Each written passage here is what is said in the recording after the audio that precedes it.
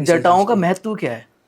जटाओं का महत्व आप लगाए देखेंगे तो शिव जी से है। जटाओं का संबंध सीधा सीधा शिव जी से माना गया है, बिल्कुल। क्योंकि और जटा के हमारे सनातन धर्म में गुरु भी अलग हैं। यदि आप देखेंगे किसी के सानिध्य में रहेंगे, पढ़ेंगे, तो उसमें आपको ये मिलेगा कि कोई व्यक्ति साधु बनना चाहता है, थोड़े समय वो एक ऐसे गुरु के सानिध्य में रहा जो जटा के विशेष गुरु हैं। वो क्या करते हैं कि जैसे आप और हम स्नान करते हैं कोई साबुन से, शैम्पू से, वो केवल और केवल भस्म से अपना स्नान करते हैं, भस्म का ही श्रृंगार करते हैं, जैसे भगवान आशुतोष का होता है, क्योंकि जटा को भगवान शिव जी से ही कनेक्ट किया गया है।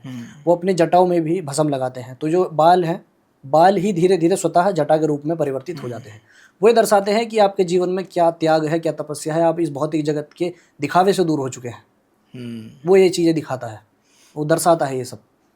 आपका त्याग, तपस्या, ब्रह्मचर्य, आपकी भगवान के प्रति शिष्टा, जो भी आपका भाव है भगवान के प्रति, वो सब वहाँ झलकता है। 10,000 रुपये में नकली नहीं लगाते हैं लेकिन वो लोग। अच्छा, तो आप कैसे भक्ति की तरफ आपका कैसे इतना रुझान हुआ? प्रारंभिक अवस्था से ही, ब्राह्मण शरीर से पैदा हूँ, ब्राह्मण परिवार है, तो ये सब एक बहुत कॉमन सा विषय है। हमारे घर में ये सब होता है। हमारे जो ननिहाल साइड है, कर्मकांड होता है, पूजा पाठ कराना, ये सब करना। और खुद भी मतलब मेरे घर परिवार में, मेरे खुद अपने घर में मेरे चाचा जो थे, बहुत शिव जी की पूजा पाठ करते थे, कांवर लेकर आना, ये सब करना। तो बस जो व्यक्ति अपने घर परिवार में बड़ों को देखता है वही सीखता है भाई। अच्छा, शिव जी की पूजा, अगर आप शिव जी को मानते हैं, महादेव को मानते हैं, तो कांवड़ लाना जरूरी है क्या जीवन में? भाव है सबसे बड़ी चीज़। क्या है कि शिव जी को जलधारा शिव प्रिय, जैसा शास्त्रों में प्रमाण दिया गया है। आप कुछ भी चढ़ाओ शिव जी को, लेकिन जितना प्रसन्न वो जल की धार से होते हैं, उससे अधिक वो किसी भी वस्तु से नहीं हो सकते संसार सागर की।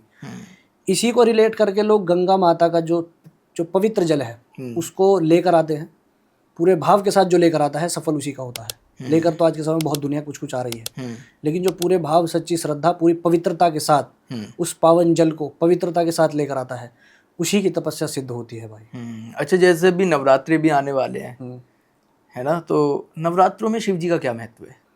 शिव जी के बिना कोई भी वैदिक, धार्मिक, तांत्रिक कोई भी अनुष्ठान सिद्ध नहीं हो सकता। तो इसलिए शिव जी हर व्यवस्था में विराजमान है। शिव जी के बिना कुछ नहीं संसार सागर में। तो जैसे नवरात्रों में देवी की पूजा की जाती है, तो शिव की भी अगर हम पूजा करें, शक्ति की पूजा आप करते हैं। शक्ति क्या है? शिव जी की ही शक्ति है वो।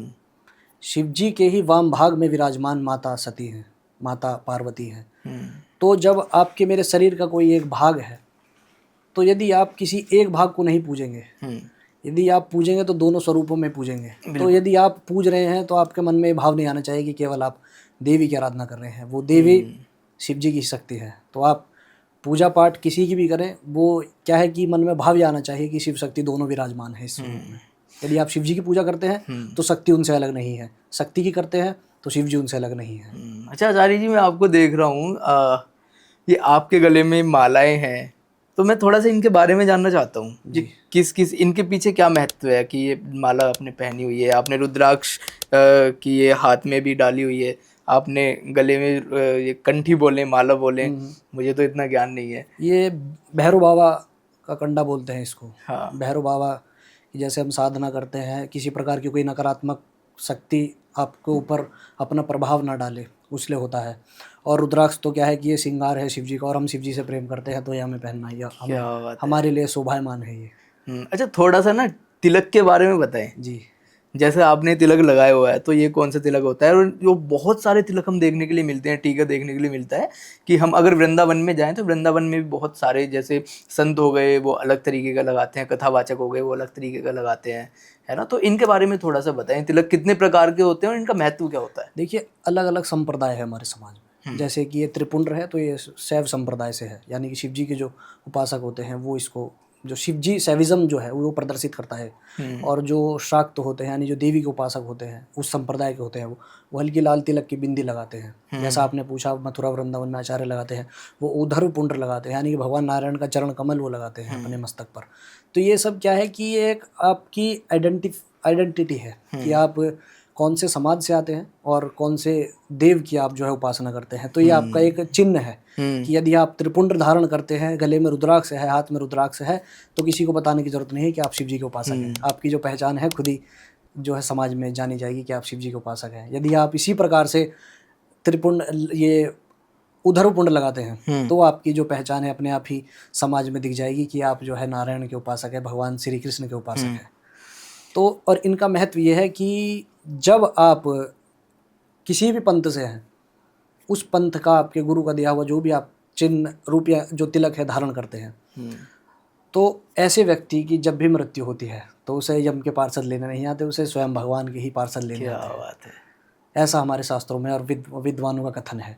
यदि आपके मस्तक पर त्रिपुंड है, उधरपुंड है, तो आपकी जो मृत्यु के समय में आपको जो है यम के पार्षद लेने नहीं आएंगे, आपको स्वयं विधाता के ही गण लेने आएंगे, वो भी सम्मान के साथ। तो इसलिए बहुत ज़रूरी है। और समाज में जहाँ आप रह रहे हैं वहाँ भी ये दर्शाना जरूरी है कि आप सनातनी हैं। क्या सनातनी होने का हमें प्रदर्शन करना बहुत ज़रूरी है। ऐसा नहीं है कि हमें प्रदर्शन नहीं करना, करना है क्यों नहीं करना है, पूरे गौरव के साथ करना है, पूरी छाती चौड़ी करके करना है कि हम सनातनी हैं, हम सनातना। ये उसमें आनंद होता है, आपका जो एक कॉन्फिडेंस है वो भी बूस्ट होता है, और जो आपका आत्मबल है वो भी जो है बढ़ता है। और जिसका आत्मबल बढ़ता है, ये सब बढ़ता है, तो भाई उसकी विजय भी होती है। अच्छा, आपने भगवान की बात की, अभी ईश्वर की बात की कि हमें ईश्वर से जोड़ने का मतलब ये दर्शाता है, प्रदर्शित करता है। मेरे मन में ना एक सवाल बहुत वक्त से है जी, मैं वो पूछना चाहता हूँ। ये बताएं कि इंसान को तो भगवान ने बनाया है, इंसान को भगवान ने बनाया है, ऐसा कहा जाता है जी। हम सुनते हैं अक्सर, लेकिन भगवान को किसने बनाया? भगवान को किसी ने नहीं बनाया। वो आपको मैं बहुत सरल सी एक उपनिषद की एक श्लोक के माध्यम से समझाता हूँ। उपनिषद जो एक कहा गया है कि final thoughts of human mind, Upanishad सब जो हमारी जितनी भी वैदिक पुस्तकें हैं, जितना भी भंडार है, सबका अंत है उपनिषद। उसमें एक शब्द आता है जन्माद्यस्य यतः, जन्म आदि और अंत जिसकी सत्ता विराजमान है वो परम तत्व, वो परमात्मा है। जब संसार में कुछ नहीं होता तब केवल वो विधाता होते हैं, और जब स्थिति है तब विधाता है, और जब सब कुछ पुनः खत्म हो जाएगा तब भी केवल विधाता की ही सत्ता विराजमान होगी। वो उनको किसी ने नहीं रचा है, ना उनका कोई जन्म का आपको विवरण मिलेगा ना। समय समय पर वो सब अपने अवतार के रूप में जन्म लेते हैं, बाकी जो वो परम तत्व है, जो निराकार है, उसका कोई पार नहीं पा सकता भाई। इसी तरह की और शॉर्ट क्लिप देखने के लिए चैनल को अभी सब्सक्राइब करें।